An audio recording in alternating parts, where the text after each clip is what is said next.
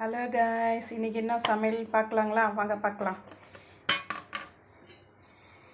Soya beans போட்டு வெஜிடபிளுங்க, பாஸ்மதி ரைஸில் செஞ்சதுங்க. சூப்பராக இருக்குங்களா?